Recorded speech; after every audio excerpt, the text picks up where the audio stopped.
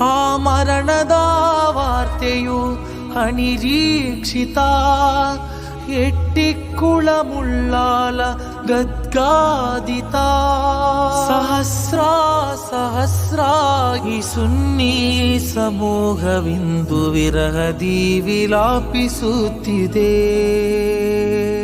ಯಾ ಶೈಖೀವನೂರಿತವಿಲ್ಲದ ಈ ಕಾಲದಲ್ಲಿ ಬದುಕಲು ಭಯವೇರತೊಡಗಿದೆ,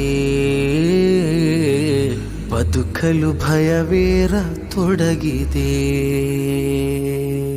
ಮೌನವೇ ಮಾತಾಡುವ ಬೇಗ, ಉಸಿರೇ ನಿಂತೋಗಿದೆ.